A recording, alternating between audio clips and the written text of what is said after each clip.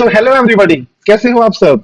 आज हम इस वीडियो में रिवाइज करने वाले हैं prospectus and allotment of security, that is chapter number 3 of corporate law. तो without wasting any more time, let's start. तो जैसे कि आपने पढ़ा है, चैप्टर का नाम prospectus and allotment of securities. पढ़ेंगे क्या हम इसमें कि जब भी एक कंपनी को अपनी सिक्योरिटीज का ऑफर लेके आना होता है तो उसको एडवर्टीजमेंट के तौर पे एक सर्कुलर, एक स्टेटमेंट इशू करनी होती है, जिस स्टेटमेंट को हम बोलते हैं प्रोस्पेक्टस। ओके, तो चैप्टर 3 में हम यही पढ़ेंगे कि अलॉटमेंट ऑफ सिक्योरिटीज होती कैसे हैं, और अगर हमने सिक्योरिटीज को ऑफर लेके आना है तो क्या क्या रिक्वायरमेंट कंपनी को पूरी करनी पड़ेगी। तो इस पूरे चैप्टर में जो हमारे सेक्शन सब वो है सेक्शन 23 से लेके 42 तक, और इसके दो पार्ट्स हैं। पार्ट 1 में क्या कवर करेंगे हम, पब्लिक ऑफर, जो कि सेक्शन 23 से लेके 41 तक है। दूसरे पार्ट में हम रिवाइज करेंगे private offer, that is section number 42। इसको हम प्राइवेट प्लेसमेंट भी बोलते हैं। तो स्टार्ट करते हैं सेक्शन 23 से, that is public offer and private placement. अब कोई भी कंपनी है, whether it is public company और एनी प्राइवेट कंपनी, अब मोड ऑफ इशू, वो इशू कैसे लेके आएगी।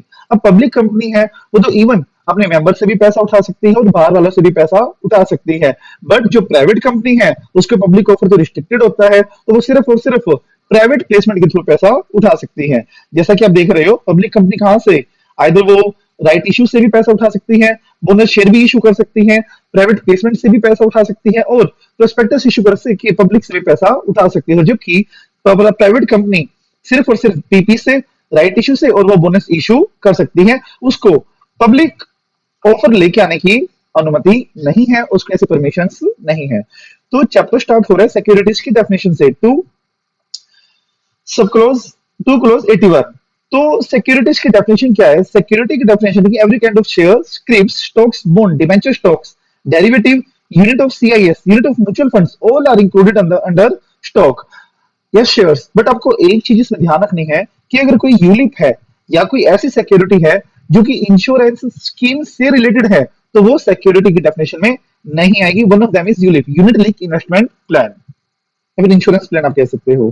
तो सेक्शन 24 हम क्या पढ़ रहे हैं, regulation of issue and transfer of security, कि अगर हमें सिक्योरिटीज इशू करनी है तो उसके क्या रूल्स हैं, और अगर या फिर हमें सिक्योरिटीज को ट्रांसफर करना है from one place to another, तो क्या प्रोविजंस होते हैं।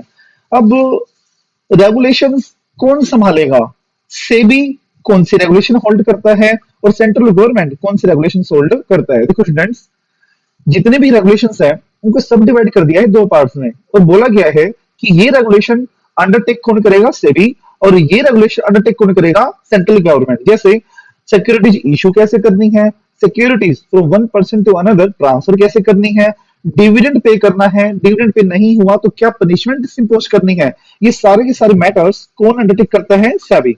बट अदर मैटर्स हैं जैसे allotment of securities, prospectus, return of allotment, redemption of preference shares, ये कौन होल्ड करता है, इनकी पावर किसके पास है, इनकी पावर है हमारे सेंट्रल गवर्नमेंट के पास। अब प्रोस्पेक्टस क्या होता है, उसकी डेफिनेशन दी गई है। मतलब मैं आपको हिंदी में जनरल सा ग्राउंड लेवल बताता हूं क्या होता है प्रोस्पेक्टस। कोई भी काइंड ऑफ डॉक्यूमेंट जिसके थ्रू हम पब्लिक को ऑफर देते हैं कि हमारे सिक्योरिटीज आप परचेज कर सकते हो। A type of advertisement for issuance of securities या for offer of securities is called as prospectus. कोई भी डॉक्यूमेंट, चाहे कुछ भी नाम हो उसका, अगर उसके जो कंसेप्ट है वो एडवर्टीजमेंट का है तो उसको प्रोस्पेक्टस का नाम दे सकते हैं, और इसके अंदर सेल्फ प्रोस्पेक्टस भी इंक्लूड होगा और रेड हेरिंग प्रोस्पेक्टस भी इंक्लूड होगा।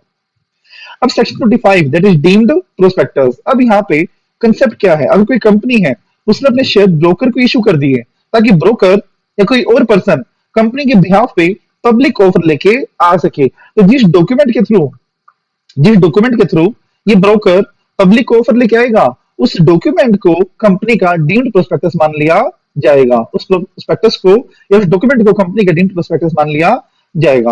अब इसमें कंटेंट क्या है, where company allowed any security to any person with a view that those security being offer for sale to public. अगर कंपनी ने किसी पर्सन को सिक्योरिटीज अलाउड करी है, क्यों करी है, ताकि वो पब्लिक में इशू कर सके, और जिस भी डॉक्यूमेंट से वो पर्सन, वो मीडिएटर पब्लिक को ऑफर लेके आएगा, उसको कंपनी का डीम्ड प्रोस्पेक्टस मान लिया जाएगा, और जितने भी रूल्स प्रोस्पेक्टस के हैं वो उस कंपनी पर अप्लाई हो जाएंगे। अब कंडीशंस क्या फुलफिल होनी जरूरी है अगर मुझे डीम्ड प्रोस्पेक्टस कहना है, तो सबसे पहला, securities are offered to public within 6 month of allotment, कि जिस दिन हमने मीडिएटर को अपनी सिक्योरिटीज अलाउड करी हैं उसने आगे पब्लिक को with in 6 month, with in span of 6 month उसने फर्दर इशू कर दिया है। तो वो कंपनी का ही अलॉटमेंट माना जाएगा। या फिर दूसरा, जहां पे इनिशियली पूरी की पूरी कंसिडरेशन हमें रिसीव नहीं हुई थी, उसी टाइम पे हम मानेंगे कि जो डॉक्यूमेंट पब्लिक के पास जा रहा है मीडिएटर से, वो कंपनी का डीम्ड प्रोस्पेक्टस है। और इसको एक चीज और मानेंगे हम, अगर कंपनी ने राइट इश्यू दिया है और राइट इश्यू में राइट ऑफ रिनाउंसमेंट भी है, और राइट ऑफ रिनाउंसमेंट में जो मेंबर्स रिनाउंस हुए हैं और जिन पर्सन को रिनाउंस किया गया है, अगर वो मोर देन 50 है तो वो भी पब्लिक ऑफर मान लिया जाएगा। अब डीम्ड प्रोस्पेक्टस में क्या क्या मैटर्स एडिशनली स्टेट करने हैं सर? एडिशनली कौन से? तो मेन कौन से हैं? मेन हम पढ़ेंगे 26 में, और एडिशनल हम यहाँ पे पढ़ रहे हैं। नेट अमाउंट रिसीव, कितना अमाउंट हमें रिसीव हुआ था, टाइम और प्लेस में प्लेस वेयर कॉन्ट्रैक्ट में बी इंस्पेक्टेड, किस टाइम पे और कहां पे हमारे जो कॉन्ट्रैक्ट ऑफ अलॉटमेंट है वो इंस्पेक्ट हो सकता है। और जो पर्सन ऑफर लेके आ रहा है, या तो वो कंपनी का कोई बंदा हो, या अगर वो मीडिएटर है तो उसको डायरेक्टर मान लिया जाएगा। उसका नाम, एड्रेस और डी नंबर मुझे यहाँ पे डालना पड़ेगा। और सबसे इंपॉर्टेंट पार्ट, डीम्ड प्रोस्पेक्टस के साइनिंग रिक्वायरमेंट क्या है? As per section number 25, at least 2 directors. जिन भी पर्सन के नाम एज ए डायरेक्टर लिखे गए हैं, एट लीस्ट 2 डायरेक्टर के द्वारा वो साइन होना चाहिए, must be sign by 2 directors. अब सेक्शन 26 देखो क्या है। सेक्शन 26 से member matters to be stated in the prospectus. कौन कौन से ऐसे मैटर्स हैं जो मुझे प्रोस्पेक्टस में डालने हैं? पहला, प्रोस्पेक्टस डेटेड होना चाहिए और साइंड होना चाहिए। फाइनेंशियल इंफॉर्मेशन की रिपोर्ट मुझे डालनी है। अब एक डिक्लेरेशन मुझे देनी है, मैं कौन? एक्सपर्ट, मतलब एक्सपर्ट को और डायरेक्टर्स को एक डिक्लेरेशन देनी है कि जितने भी सेबी के कंप्लायंस है, जितने भी कंपनीज एक्ट के कंप्लायंसेस है, और जितने भी एससीआरए एक्ट के कंप्लायंसेस है, वो सारे हमने कंप्लाई कर लिए हैं टाइम टू टाइम। ओके। और प्रोस्पेक्टस की रिक्वायरमेंट कब नहीं है? अगर हम एग्जिस्टिंग शेयर होल्डर को शेयर इशू कर रहे हैं, या फिर यूनिफॉर्म राइट्स के शेयर्स हम इशू कर रहे हैं, यूनिफॉर्म क्लास के या यूनिफॉर्म सीरीज के शेयर्स हम आगे इशू कर रहे हैं, तो प्रोस्पेक्टस के फर्दर रिक्वायरमेंट नहीं है। डेट ऑफ पब्लिकेशन क्या मानी जाएगी? जिस दिन, जिस डेट को हमने उसमें इंडिकेशन डाला है कि this is the date of publication.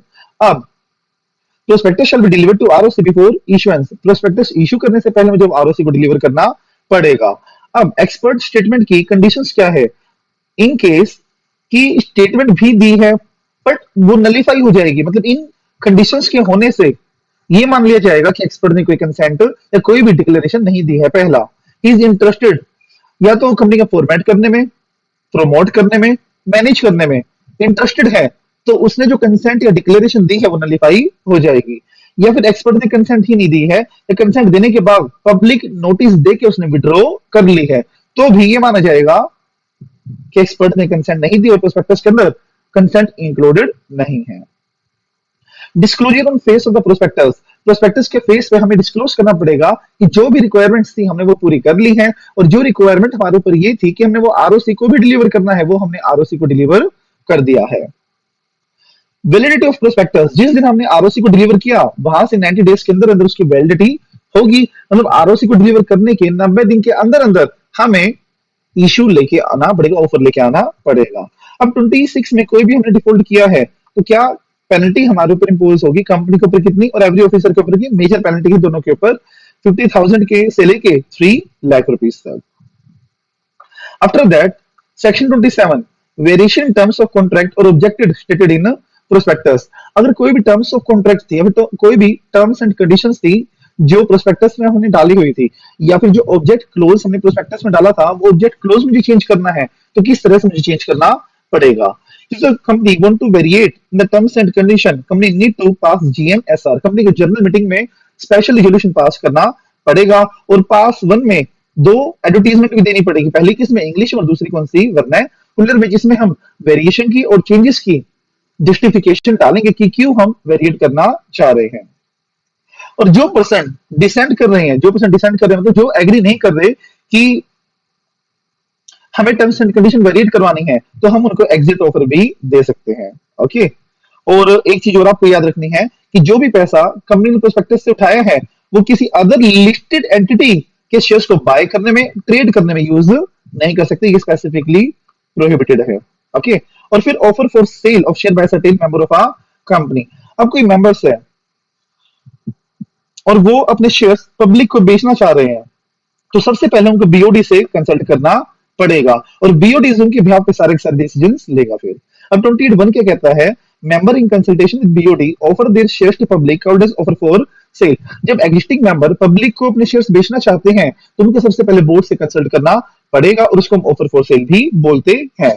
Document by which offer for sale to the public is made called prospectus of the company. और जिस डॉक्यूमेंट से कंपनी अपने ही मेंबर्स के शेयर्स को पब्लिक को इश्यू करेगी उस डॉक्यूमेंट को प्रोस्पेक्टस बोला जाएगा. अब जैसे मेंबर्स किसको अप्रोच करेंगे, बीओडीज को, ताकि वो सारे के सारे डिसीजंस मेंबर्स के बिहाफ पे कैरी आउट कर सके. और जो भी कॉस्ट लगेगी, कॉस्ट किसकी, जो भी इश्यूएंस की कॉस्ट लगेगी वो कौन बियर करेगा, मेंबर्स बियर करेंगे. ध्यान रखना इस चीज का. ओके, मतलब या तो कंपनी बियर करेगी, मेंबर्स उसको क्या कर देंगे, रिम्बर्स.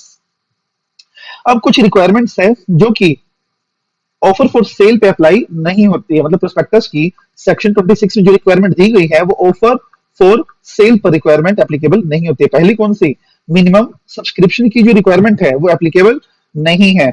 मिनिमम एप्लीकेशन वैल्यू की जो रिक्वायरमेंट है वो भी एप्लीकेबल नहीं है. Statement with respect to utilisation of money, मतलब कहां पे किस जगह से हम पैसे यूटिलाइज करेंगे, वो रिक्वायरमेंट यहाँ पे एप्लीकेबल नहीं होती है. और कोई प्रोविजन हमें नॉन कंप्लाई किया हो तो उसकी भी स्टेटमेंट देने की नीड नहीं है. तो ये चार ऐसे प्रोविजंस हैं जो ऑफर फॉर सेल के अंदर कंपनी को कंप्लाई करने की नीड नहीं होती है. सेक्शन 29 देखिए अब क्या है, public offer of securities to be in dematerialised form. इसमें क्या बोला है कि हर एक कंपनी जो लिस्टेड है, ओके, और other prescribe class of company, वो सिर्फ और सिर्फ अपने शेयर्स डीमैट फॉर्म में कन्वर्ट करवाने के बाद ही इशू कर सकती है. और बाकी जो other than prescribe class of company है उनके पास ऑप्शंस है कि या तो वो इलेक्ट्रॉनिकली कर सकती है या वो अपना डीमैट में भी कर सकती है, मतलब फिजिकल फॉर्म में भी कर सकती है वो. सेक्शन 30, एडवर्टीजमेंट में क्या चीजें मुझे स्पेसिफाई करनी है, कंपनी का ऑब्जेक्ट क्या है, कंपनी के मेंबर्स की लायबिलिटी कितनी है, सिग्नेटरीज कौन है, मतलब सब्सक्राइबर्स कौन है, और कितने शेयर्स सब्सक्राइबर्स ने सब्सक्राइब्ड कर रखे हैं, और कंपनी का कैपिटल स्ट्रक्चर कितना है, जैसे डेट है, इक्विटी है, कितना डेट है, कितना इक्विटी, वो सारा हमें स्पेसिफाई करना पड़ेगा. उसके बाद section 31 that is shelf prospectus. ये कंसेप्ट क्या है, अगर कोई कंपनी मल्टीपल टाइम्स ऑफर लेके आना चाह रही है बट प्रोस्पेक्टस की रिक्वायरमेंट वो पूरा नहीं करना चाह रही तो वो शेल्फ प्रोस्पेक्टस आरओसी के अंडर रजिस्टर्ड करवा सकती है. Shelf prospectus prospectus in respect of which securities are issued for subscription in one or more issues over a certain period of time without the issuance of further prospectus. मतलब अगर company एक से ज्यादा issue लेके आना चाह रही है without issuance of any further prospectus तो सेल्फ प्रोस्पेक्टस रजिस्टर्ड करवा सकती है. ये क्यों आया कंसेप्ट, ताकि रिपीटेशन अवॉइड हो जाए और टाइम भी कम लगे, टाइम कंज्यूमिंग ना हो. अब इनिशियली स्टेज पे हमें जो सेल्फ प्रोस्पेक्टस है वो आरओसी को डिलीवर करना पड़ेगा. इनिशियली का फर्स्ट ऑफर पे, ओके, और फर्स्ट ऑफर के बाद उसकी 1 साल तक की वैलिडिटी रहेगी कि जिस दिन पहला ऑफर आया उसके अगले 1 साल तक वो कितने भी ऑफर लेके आ सकता है. और सेकंड ऑफर जब लेके आएगा तो उसको कोई प्रोस्पेक्टस इश्यू करने की नीड नहीं है. हाउएवर उसको इंफॉर्मेशन मेमोरेंडम पास टू में, क्या बोला मैंने, इंफॉर्मेशन मेमोरेंडम पास टू में इश्यू करने की रिक्वायरमेंट होती है. और सेकंड ऑफर लेके आने के 1 महीने विद इन 1 मंथ प्रायर, मतलब जो पिछला 1 महीने आएगा, लेट से मैं सेकंड ऑफर लेके आ रहा हूं 1 महीने बाद, ओके, तो जो आज महीना स्टार्ट हुआ है आज से लेके उस सेकंड ऑफर की डेट तक 1 महीने के अंदर अंदर मुझे इंफॉर्मेशन मेमोरेंडम पास टू में पब्लिकली इशू करना पड़ेगा, जिसके अंदर क्या चीज जाएंगी, फाइनेंशियल पोजीशन में कितना चेंज हुआ है, चार्ज कितने क्रिएट हुए हैं और अदर चेंजेस. ओके, उसके बाद देखिए हमारा एक इसमें कंसेप्ट है कि जब भी कंपनी फर्दर इशू लेके आएगी और पहले किसी शेयर होल्डर ने कंपनी को एडवांस मनी दिया हुआ है और इंफॉर्मेशन मेमोरेंडम पढ़ने के बाद उसको ये लग रहा है कि मुझे और सिक्योरिटीज अलॉट या फिर और सिक्योरिटीज एक्सेप्ट नहीं करनी कंपनी की, तो वो अपने एडवांस मनी को रिसीव बैक मांग सकता है रिक्वेस्ट करके. और जिस दिन रिक्वेस्ट आई उसके 15 दिन के अंदर कंपनी को वो पैसा रिफंड करना पड़ेगा. और इंफॉर्मेशन मेमोरेंडम और सेल्फ प्रोस्पेक्टस दोनों ही क्या माने जाएंगे, डीम्ड एज प्रोस्पेक्टस. उसके बाद जो हमारा सेक्शन है वो सेक्शन में 32 that is red herring prospectus. Red herring prospectus क्या होता है, जिसके अंदर कंप्लीट पार्टिकुलर्स नहीं होते प्राइस के और सिक्योरिटीज के, और जो कंपनी पब्लिकली इशू करती है उसको बोलते हैं रेड हेरिंग प्रोस्पेक्टस. टाइमिंग क्या होता है इसको इशू करने का, बिफोर इशूइंग द प्रोस्पेक्टस. और जब हम सब्सक्रिप्शन लेके आ रहे हैं उससे एटलीस्ट 3 दिन पहले हमें वो आरओसी को जमा करवाना पड़ेगा. Obligation, rights and obligation same to same रहती हैं as per prospectus. Post closing the offer, जब हमारा ऑफर कंप्लीट हो जाएगा और मुझे पता चल जाएगा कि कितनी सिक्योरिटीज मेरे पास आई हैं और किस प्राइस पे आई हैं, तो वो दोनों डिटेल मुझे दोबारा से आरओसी को एंड सेबी को भेजनी पड़ेगी। उसके बाद section 33 that is average prospectus. Average prospectus क्या होता है कि फुल पार्टिकुलर्स इसमें प्रोस्पेक्टस के नहीं होते हैं। प्रोस्पेक्टस का समराइज फॉर्म होता है एवरेज प्रोस्पेक्टस। अब हर एक एप्लीकेशन फॉर्म के अंदर हमें वो समराइज फॉर्म डालना पड़ेगा। ऐसी रिक्वायरमेंट्स बताओ जहां पे एवरेज प्रोस्पेक्टस अप्लाई नहीं होता। पहला, अगर हम अंडर राइटर एग्रीमेंट या फिर अंडर राइटर को कोई एप्लीकेशन फॉर्म भेज रहे हैं ताकि वो मेरे साथ एग्रीमेंट में आ जाए, तो उस ऑफर लेटर में हमें कोई भी एवरेज प्रोस्पेक्टस लगाने की नीड नहीं है। दूसरा, ऐसे के शेयर्स जो हम पब्लिकली इशू नहीं कर रहे तो उसमें भी एवरेज प्रोस्पेक्टस की रिक्वायरमेंट नहीं है। या फिर जब मैं ऑफर एग्जिस्टिंग शेयर होल्डर्स को दे रहा हूं तो वहां भी एवरेज प्रोस्पेक्टस की रिक्वायरमेंट नहीं आती है। ओके, और अगर कोई share holder full prospectus access करना चाह रहा है तो मुझे उसकी रिक्वेस्ट पे फुल प्रोस्पेक्टस उसको ट्रांसफर करना पड़ेगा। और कोई भी डिफॉल्ट सेक्शन 33 में किया है तो कंपनी के ऊपर कितनी पेनल्टी इंपोज होगी? 50,000 पर डिफॉल्ट। ओके, उसके बाद आता है हमारे सेक्शन में 34 एंड 35। पर उससे पहले हम पढ़ेंगे कि मिस स्टेटमेंट का क्या मतलब होता है। मिस स्टेटमेंट का मतलब है एनीथिंग दैट इज फॉल्स, मतलब कुछ भी जो कि गलत है। या तो हमने कुछ करके गलत किया है या कुछ ना करके हमने कुछ गलत किया है, वो दोनों ही मिस स्टेटमेंट में कवर होगा। रेमेडीज क्या है?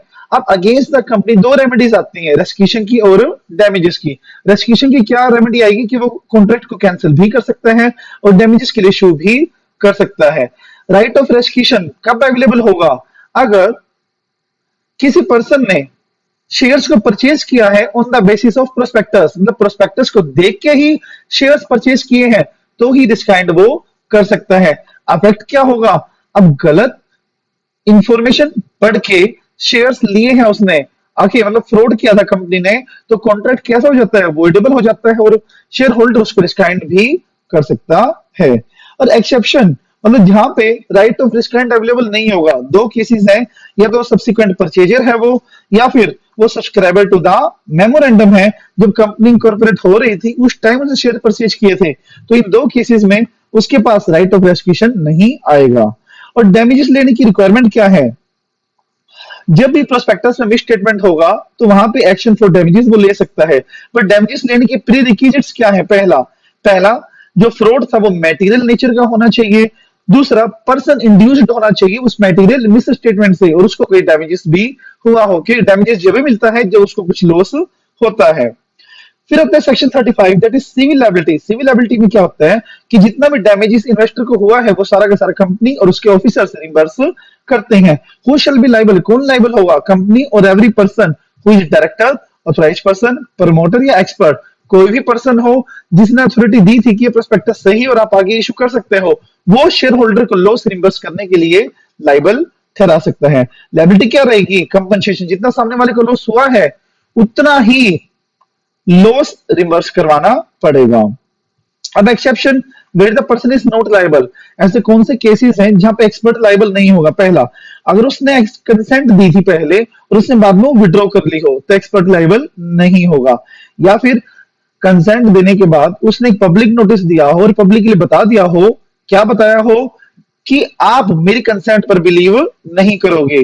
तीसरा, या फिर उसने एज एन एक्सपर्ट अथॉरिटी से अगर किसी और एक्सपर्ट की अथॉरिटी से कंसेंट दी है, मतलब एक्सपर्ट कोई और था, उस बेसिस पे उसने कंसेंट दी थी, तो भी वो एग्जेप्ट माना जाएगा।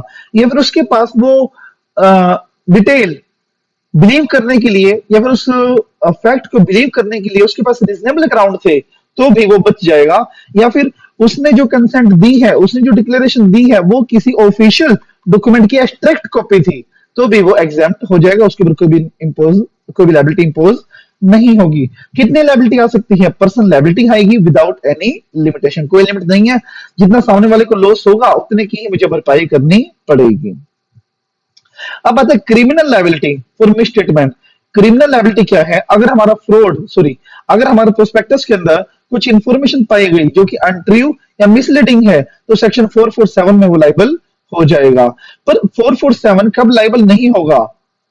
बट वी से कि 447 कब लायबल नहीं होगा? अगर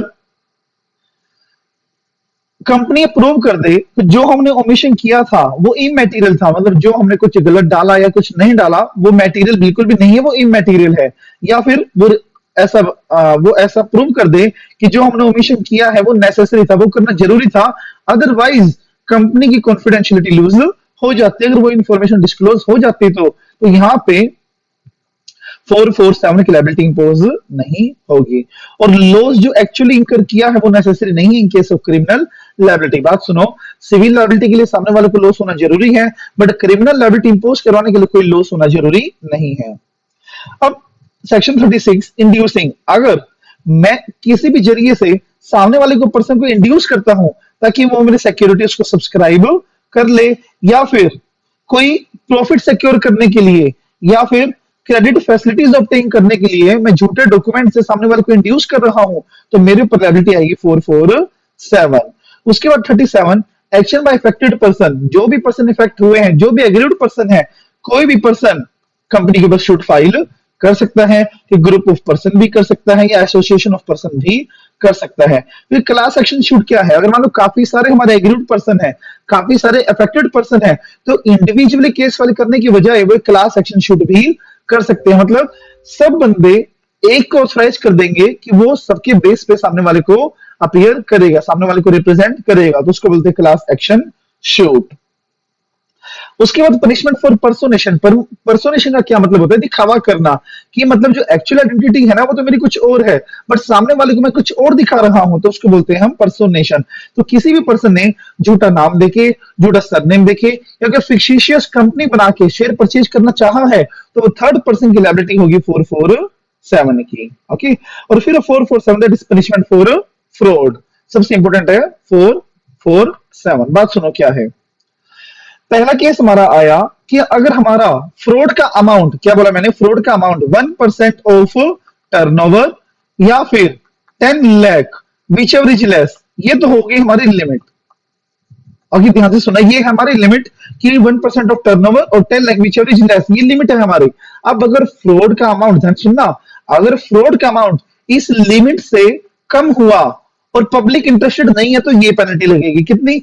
फाइन मैक्सिमम कितना? Up to 50 lakh, and imprisonment कितनी? Up to 5 year. दोनों भी लग सकती हैं और दोनों में से कोई एक भी लग सकती है। अब दूसरा, अगर फ्रॉड का अमाउंट इस लिमिट जितना हो या इससे ज्यादा हो, तो पेनल्टी कितनी? इक्विवेलेंट टू फ्रॉड और 3 टाइम टू फ्रॉड मैक्सिमम, और ये भी जहां पे पब्लिक इंटरेस्टेड नहीं है। एंड इंप्रिजनमेंट कितनी की इंप्रिजनमेंट होगी ही होगी साथ में, minimum 6 month, maximum 10 years. Okay, अब चाहे 1 रुपया फ्रॉड क्यों ना हो, चाहे 1 रुपया फ्रॉड क्यों ना हो, अगर पब्लिक इंटरेस्टेड है तो फाइन कितना? इक्विवेलेंट टू फ्रॉड, और मैक्सिमम फाइन कितना? 3 टाइम्स ऑफ फ्रॉड, और इंप्रिजनमेंट कितनी? मैक्सिमम 10 इयर्स, एंड मिनिमम कम से कम कितनी? 3 साल की पेनल्टी उसको प्रिपोज होगी। सेक्शन 39 क्या है? Allotment of security of the company. अब इसमें क्या चीज बोली गई है कि अलॉटमेंट जब तक वैलिड नहीं माना जाएगा, जब तक मिनिमम सब्सक्रिप्शन 90% सब्सक्राइब नहीं हो जाता और मिनिमम एप्लीकेशन वैल्यूज को रिसीव नहीं हो जाती। एक्ट में मिनिमम एप्लीकेशन वैल्यू है 5% ऑफ नॉमिनल वैल्यू, और एज पर सेबी जो मिनिमम एप्लीकेशन अमाउंट है 25% ऑफ इशू प्राइस। तो ऑफर को वैलिड करवाने के लिए दोनों ही अमाउंट हमें रिसीव होने चाहिए। अगर मिनिमम सब्सक्रिप्शन या मिनिमम एप्लीकेशन वैल्यू 30 दिन के अंदर अंदर हमें रिसीव नहीं हुआ, तो 30 दिन के बाद अगले 15 दिन में मुझे उसको वापस करना पड़ेगा, और अगले 15 दिन में मुझे वापस नहीं किया तो 15% के हिसाब से मुझे ब्याज भी देना पड़ेगा। अब उसके बाद है रिटर्न ऑफ अलॉटमेंट। जिस दिन हमारा अलॉटमेंट पूरा हो गया उसके 30 दिन के अंदर अंदर हमें पास 3 आरओसी को सबमिट करना पड़ेगा, जिसके अंदर हम क्या डिटेल डालेंगे? लिस्ट ऑफ अलॉटी क्या है, नंबर ऑफ सिक्योरिटीज किस किस ने अलॉट किया है, ये सब डिटेल्स हम उसमें डालेंगे। और एडिशनल डॉक्यूमेंट्स हम क्या अटैच करेंगे उस टाइम पे जहां पे शेयर्स हमने अदर देन कैश इशू किए हैं। मतलब मेरे पास कोई प्रॉपर्टी आई है, कोई एसेट आई है, उसके बदले में मैंने सिक्योरिटीज अलॉट करी है, तो उस टाइम पे मुझे क्या एडिशनल डिस्क्लोजर्स देने पड़ेंगे? पहला, जिस कॉन्ट्रैक्ट के बेस पे मैंने सिक्योरिटीज अलॉट करी है वो कॉन्ट्रैक्ट अटैच करना है। दूसरा, अगर प्रॉपर्टी का केस है तो जो contract of sale of property है वो मुझे डिस्क्लोज करना है यहाँ पे। और उस प्रॉपर्टी की, उस एसेट की वैल्यूएशन कैसे निकाली, मुझे कैसे पता चला कि उस एसेट के बदले मुझे 10,000 शेयर्स देने हैं, तो वो भी मुझे यहाँ पे डिस्क्लोज करना पड़ेगा। और कंपनी ने डिफॉल्ट कर दिया पास 3 फाइल करने में, तो पेनल्टी कितनी, कंपनी के ऊपर, ऑफिसर के ऊपर कितनी पेनल्टी, 1000 पर डे और 1 lakh which ever is less. Okay, अब सेक्शन 40 क्या है, सेक्शन 40 है हमारा securities to be dealt within stock exchange. अब अगर कोई भी पब्लिक कंपनी पब्लिक ऑफर लेके आना चाह रही है, तो उससे पहले उसको अपने शेयर्स को स्टॉक एक्सचेंजेस में लिस्ट करवाना पड़ेगा, और जितने भी स्टॉक एक्सचेंजेस में उसने लिस्ट करवाया है सबकी परमिशन लेनी पड़ेगी। और एक भी स्टॉक एक्सचेंज की परमिशन नहीं आई तो वो ऑफर इनवैलिड माना जाएगा, और उसको प्रोस्पेक्टस में डिस्क्लोज करना पड़ेगा कि कौन से स्टॉक एक्सचेंजेस की उसने परमिशन ले ली है। ओके, और जो पैसा है वो सेपरेट बैंक अकाउंट में रखना है। और अगर मैंने कोई ऐसी कंडीशंस डाली है कि ये कंडीशन हमारे ऊपर इंपोज नहीं होगी, एक्ट बोलता है कि कंपनी के ऊपर इंपोज है, बट कंपनी ने अपने प्रोस्पेक्टस में क्या डाला है, that this compliance has not been applied for us, तो ऐसा वेवर हमारा वॉइड माना जाएगा। और अगर 40 में कोई भी डिफॉल्ट किया है, जैसे स्टॉक एक्सचेंजेस से अप्रूवल नहीं आई थी फिर भी मैंने सिक्योरिटीज अलॉट कर दी, तो कंपनी के ऊपर पेनल्टी कितनी, 5 लाख टू 50 लाख, और ऑफिसर के ऊपर कितनी, 50,000 टू 3 लाख रुपीज। ओके, अब आता है कमीशन की बारे में, बात सुनो ना। अंडरराइटर मैंने अपॉइंट किया तो अंडरराइटर को कमीशन नहीं देना पड़ेगा, मुझे देना पड़ेगा डेफिनेटली, पर कितना, शेयर्स का केस है तो 5% of price at which share is issued और rate whichever is less. बात सुनो, सिंपल सी चीज है, अगर शेयर्स हमने इशू किए हैं तो अंडरराइटर को कितना कमीशन जाएगा, 5% और AOA which ever is less. मतलब एओए में अगर 4% डाला हुआ है और मैक्सिमम एक्ट ने कितना बोला है 5%, तो दोनों में से कम कौन सा है, 4%। और अगर एओए में मैंने 7% डाल दिया और एक्ट में कितना है 5%, तो विच एवर इज लोअर कौन सा है 5%, तो 5% अलाउड हो जाएगा। डिबेंचर्स, डिवेंचर का मैक्सिमम हमारा जो कमीशन है वो 2.5% और एओए विच एवरेज लेस। अब मान लो आर्टिकल्स में मैंने डाला है 5% डिवेंचर के लिए और एक्ट ने बोला है 2.5%, तो कितना मिलेगा विच एवरेज लेस, 2.5%। और अगर मैंने एओए में डाला है 1.5%, एक्ट ने कितना बोला है 2.5%, तो विच एवरेज लेस कौन सा है 1.5%। तो इस तरह से 1.5 हमारा अलाउड माना जाएगा। ओके, अब कमीशन के सोर्सेज क्या होंगे, जो इशू से प्रोसीड्स आई हैं वहां से पैसा हम दे सकते हैं, जो कंपनी का प्रॉफिट हुआ है वहां से पैसा दे सकते हैं, दोनों से भी दे सकते हैं। और प्रोस्पेक्टस में मुझे डिस्क्लोज करना पड़ेगा कि अंडरराइटर का नाम क्या है, कितना हमने उसको कमीशन दिया है और कितनी नंबर ऑफ सिक्योरिटीज उसने अंडरराइट करी हैं। और हमें प्रोस्पेक्टस डिलीवर करते टाइम कॉपी ऑफ कॉन्ट्रैक्ट जो हमारा अंडरराइटर के साथ बना है वो हमें डिस्क्लोज करना पड़ेगा। तो ये था हमारा सेक्शन नंबर 40 तक पूरा कंटेंट। एक सेक्शन नंबर 41 है जो कि इंपॉर्टेंट नहीं है बट आपको पता होना चाहिए, that is GDR, global depository receipt. इसमें ये था कि अगर कोई भी कंपनी बाहर शेयर इशू करती है तो पहले उसको कस्टोडियन या फिर जो फॉरेन डिपोजिटरी उसको शेयर्स देने पड़ेंगे, फिर वो कन्वर्ट करेगा उसमें, फिर जीडीआर की फॉर्म में वो शेयर इशू आगे कर सकता है। और सेंट्रल गवर्नमेंट कोई भी रूल्स एंड रेगुलेशन बना सकते हैं फॉर द जीडीआर। फिर आता है सबसे important, that is PP, private placement offer. अब जैसा कि इनिशियल लेक्चर में मैंने आपको बताया था कि एक कंपनी दो मोड से पैसा उठा सकती है, पब्लिक से भी पैसा उठा सकती है और प्राइवेट से भी पैसा उठा सकती है, बट एक फाइनेंशियल ईयर में वो सिलेक्टेड ग्रुप ऑफ पर्सन से पैसा उठा सकते हैं। Selected group of person maximum एक फाइनेंशियल ईयर में कितने होने चाहिए, 200। ओके, एक फाइनेंशियल ईयर में मैक्सिमम 200 बंदों से पैसा मैं उठा सकता हूं। और 200 बंदे सिलेक्ट कौन करेगा, बीओडी सिलेक्ट करेंगे। ओके, एसआर पास करके, और उन पर्संस को क्या बोला जाएगा, आइडेंटिफाइड पर्सन। अब 200 पर्सन में कौन कौन से पर्सन इंक्लूड नहीं होंगे, पहला QIBs, that is qualified institutional buyer, and दूसरा employees of the company. Okay, और जो ये रिस्ट्रिक्शंस है 200 की वो इंडिविजुअली एप्लीकेबल होगी। इंडिविजुअली एप्लीकेबल कैसे, इक्विटी पे अलग, प्रेफरेंस पे अलग और डिबेंचर पे अलग। और एनबीएफसी पे और एचएफसी पे ऐसी कोई भी रिक्वायरमेंट एप्लीकेबल नहीं है। अगर ये कंपनीज आरबीआई की रिक्वायरमेंट पूरी कर रही है तो वो भी एलिजिबल माना जाएगा। और अभी किसी भी केस में मैंने 200 मेंबर से ज्यादा शेयर इशू कर दिए हैं तो वहां पे वो private placement offer public offer माना जाएगा और सारे के सारे रिक्वायरमेंट और सेक्शन 26 एप्लीकेबल उसके ऊपर हो जाएगी। मैनर ऑफ इशूइंग क्या है, मतलब किस तरह से हम पीपी लेके आ सकते हैं। पहली बात, जितने भी आइडेंटिफाइड पर्सन हैं उनको मुझे एक एप्लीकेशन फॉर्म देना पड़ेगा और उस एप्लीकेशन फॉर्म में राइट ऑफ रेनोंसिएशन नहीं होना चाहिए। अब एसआर पास करना है मुझे, एसआर पास करने के लिए जो नोटिस जाएगा उसके अंदर एक डिटेल्ड स्टेटमेंट भी होनी चाहिए जिसके अंदर कुछ बेसिक डिटेल डाली जाएंगी, जैसे वैल्यूअर कौन है, प्राइस का जस्टिफिकेशन क्या है, ऑफर की डेट क्या है, कब हमने बीआर पास किया है और other material terms and condition. यहाँ पे आपको दो चीज ध्यान में रखनी है। अगर मैं डिबेंचर इशू कर रहा हूं और debenture up to the amount of 100% of PSC and free reserves है तो साल में एक बार एसआर पास करना है, हर ऑफर पे एसआर पास करने की नीड नहीं है। और अगर क्यूआई बीस को ऑफर कर रहा हूं मैं तो भी साल में सिर्फ एक बार मुझे एसआर पास करना है, हर बार एसआर पास करने की रिक्वायरमेंट नहीं है। और ऑफर लेके आने से पहले ऑफर लेके आने से पहले मुझे आरओसी को अपना रिजोल्यूशन डिलीवर करना पड़ेगा। ओके, और अगर इंडिया से बाहर मैं अपने पीपी लेके आ रहा हूं तो मुझे फेमा के रूल्स भी अप्लाई करने पड़ेंगे। एप्लीकेशन फॉर्म कौन सा है जिसमें मैं आइडेंटिफाइड पर्सन को रिक्वेस्ट करूंगा कि वो शेयर्स को अप्लाई कर सकता है, वो है पास 4, जो कि हमें जिस दिन हमने उनको आइडेंटिफाई किया है कि that these were the identified person, उसके 30 दिन के अंदर अंदर हमें पास 4 उनको सबमिट करना पड़ेगा। और जितने भी रिकॉर्ड्स हैं वो कौन से फॉर्म में मेंटेन होंगे, वो होंगे पास 5 में। मैनर ऑफ सब्सक्राइबिंग किस तरह से सब्सक्राइब करेंगे, देखो जो मैंने एप्लीकेशन लेटर उनको भेजा था उसमें वो सब्सक्राइब कर लेंगे और डीडी चेक अटैच करके वो कंपनी को पैसा दे देंगे। ज्वाइंट होल्डर हो सकते हैं बट पैसा प्राइमरी होल्डर से ही आएगा।